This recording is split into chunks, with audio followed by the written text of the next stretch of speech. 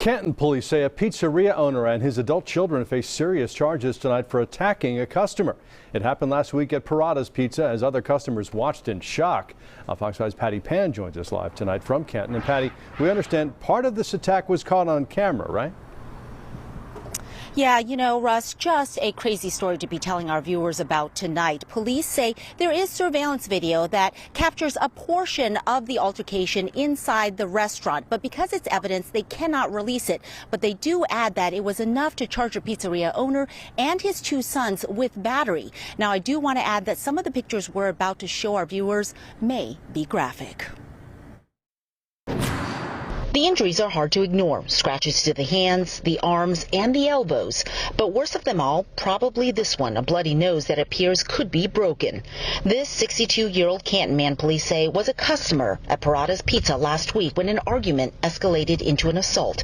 Now the owner, Louis Parada, and his two sons, 23-year-old Anthony and 18-year-old Vincent, are facing battery charges. The victim stated that he was pushed and shoved inside the restaurant and then punched outside the restaurant. The restaurant on Reinhardt College Parkway is inside the Riverstone Village shopping center. And at the time of the alleged assault, there were a number of customers around, including a Roswell police officer and a Cherokee County firefighter. Police say a couple had ordered a pizza online, but it wasn't ready when they arrived, so they grabbed a table and some drinks and waited.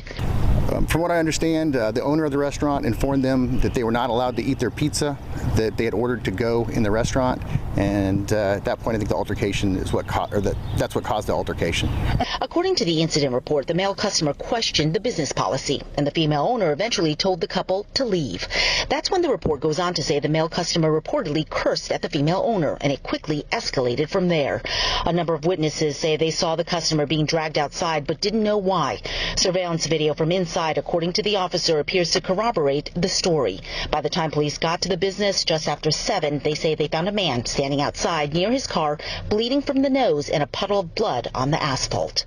I don't know what tempers were high or what led to this, but anytime something like this happens, we ask people just to take a step back and relax. And before anything like this occurs, we don't want to see any victims or any suspects in this situation.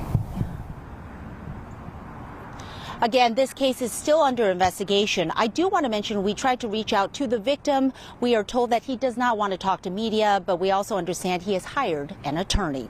Reporting live in Canton tonight, I'm Patty Pan, Fox 5 News.